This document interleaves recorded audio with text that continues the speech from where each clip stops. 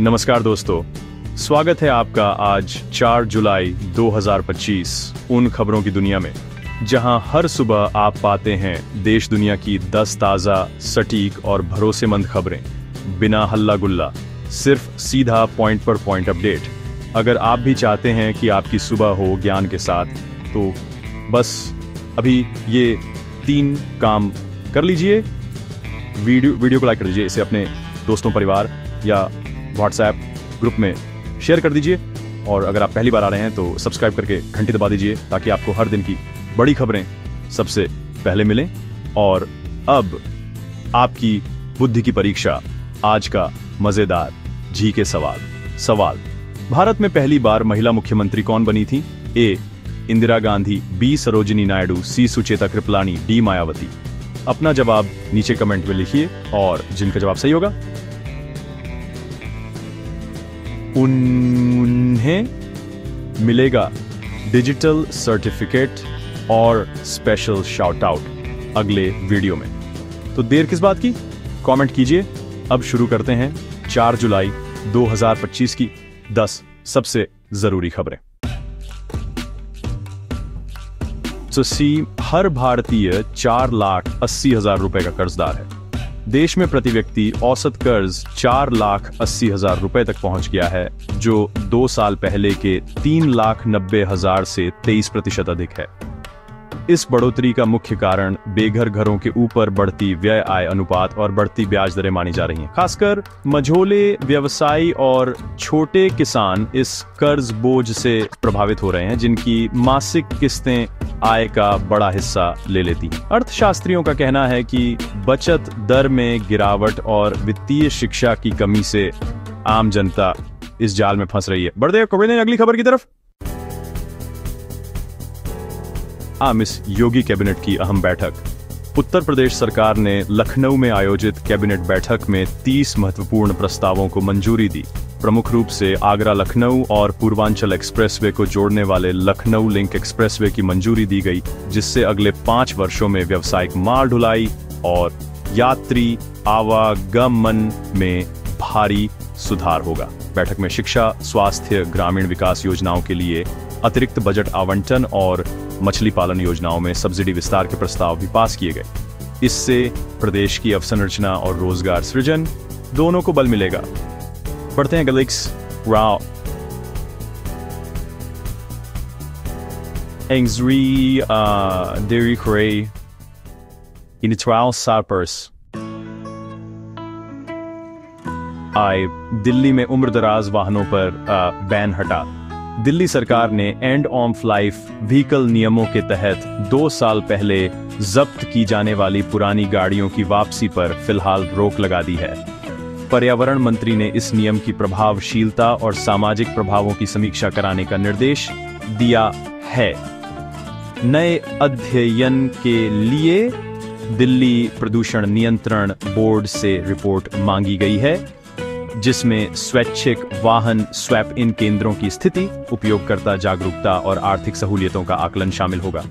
इससे पुरानी गाड़ियों के मालिकों को अगले निर्णय तक राहत मिली है।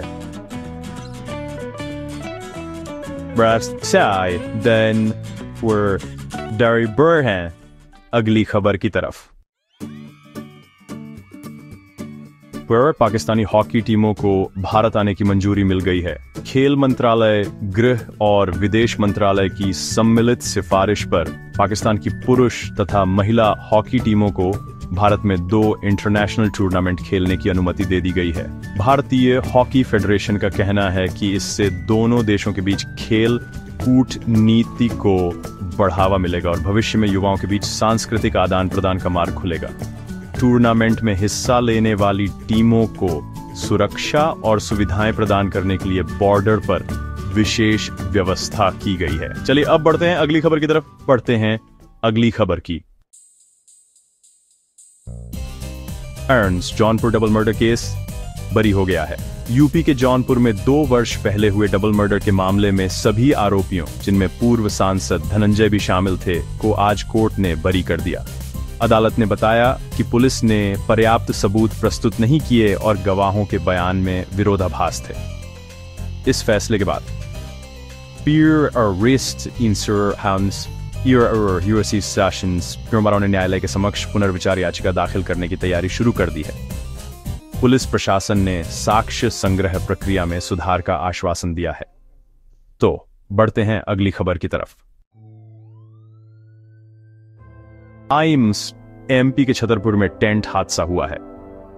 मध्य प्रदेश के छतरपुर जिले के बागेश्वर धाम में भक्तों के लिए लगाए गए पूजा के अवसर पर टेंट का एक हिस्सा गिर गया, जिसमें एक श्रद्धालु की मौके पर ही मौत हो गई और 3 अन्य घायल हुए। प्रशासन ने राहत शिविर स्थापित कर दवाइयां और प्राथमिक उपचार की व्यवस्था की है। हादसे की जांच के लिए एसडीएम ने समिति बनाई है। से जो टेंट लगाने वाली एजेंसी और स्थानीय अधिकारियों की जवाबदेही तय करेगी। चलिए बढ़ते हैं अगली खबर की तरफ। मध्य प्रदेश में भाजपा अध्यक्ष हेमंत खंडेलवाल ने आज सतना, रीवा और बांदा जिलों का दौरा किया। उन्होंने पार्टी कार्यकर्ताओं के साथ संगठनात्मक बैठकों में हिस्सा लिया और आगामी पंचायत चुनाव की रणनीति पर चर्चा की। उनके निर्देशन में 20,000 से अधिक बूथ स्तर के कार्यकर्ताओं को प्रशिक्षण दिया गया। खंडेलवाल ने किसानों से संवाद करते हुए केंद्र और प्रदेश सरकार की कृषि योजनाओं का लाभ उठाने की अपील भी की। तो चलिए बढ़ते हैं अगली खबर की तरफ। दिल्ली में पुरानी गाड़ियों के लिए तेल पर विचार किया जा रहा है। दिल्ली सरकार ने सफर लोक व्यवस्था और प्रदूषण नियंत्रण बोर्ड को पत्र लिखकर पुरानी वाहनों के लिए विशेष ईंधन यानी ई ट्रांसपोर्ट फ्यूल पर शोध करने का अनुरोध किया है। इस प्रस्ताव में बायोगैस और सीएनजी इंजेक्टेड ईंधन विकल्पों की प्रभावशीलता जांचने का सुझाव भी दिया गया है, ताकि ईंधन संक्रमण के बाद भी वाहनों का उपयोग सुचारू रूप से जारी रह सके। इससे प्रदूषण घटाने के साथ साथ वाहन मालिकों को आर्थिक राहत भी मिलने की उम्मीद है। बढ़ते हैं अगली खबर की तरफ। लखनऊ में वृंदावन योजना के तहत बस टर्मिनल बनने जा रहा है। उत्तर प्रदेश नगर विकास विभाग ने पीपीपी मॉडल पर लखनऊ के वृंदावन योजना क्षेत्र में नए बस टर्मिनल बनाने की मंजूरी दी है। इस टर्मिनल में 50 बसों के लिए प्लेटफॉर्म, यात्री प्रतीक्षा हॉल, भोजन और रिटेल स्क्वायर जैसी सुविधाएं शामिल होंगी। इससे शहर की ट्रैफिक जाम की समस्या में सुधार आएगा और आवागमन तेज सुविधाजनक होगा। निर्माण कार्य 9 महीनों में पूरा होने का लक्ष्य रखा गया है। बढ़ते हैं अगली खबर की तरफ। भारत अमेरिका व्यापार विवाद के मामले में अमेरिका द्वारा भारत पर 500% टैरिफ की धमकी के बावजूद विदेश मंत्री एस जयशंकर ने स्पष्ट कहा कि भारत को डरने की जरूरत नहीं है और वह अपने राष्ट्रीय हितों की रक्षा करेगा। उन्होंने G20 मीटिंग में दूसरे देशों के प्रतिनिधियों को भी भरोसा दिलाया कि विवेकपूर्ण और पारस्परिक सम्मान पर आधारित व्यापार नीति जारी रहेगी। विशेषज्ञ मानते हैं कि इस बयान से भारत की मजबूत कूटनीतिक स्थिति का संकेत मिलता है। यही थी आज की सभी खबरें। धन्यवाद। तो कैसी लगी आपको ये सारी खबरें, मुझे कमेंट्स में जरूर बताइए। अगर वीडियो पसंद आया हो तो लाइक कीजिए और अगर अभी तक सब्सक्राइब नहीं किया है तो झट से सब्सक्राइब कर लीजिए। साथ ही घंटी दबाना मत भूलिएगा ताकि आपको हमारी हर नई वीडियो का नोटिफिकेशन सबसे पहले मिले।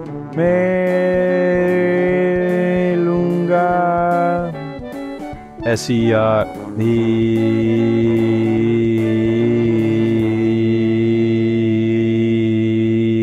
और खास खबरों के साथ। तब तक के लिए जय श्री राम, जय हिंद, वंदे मातरम।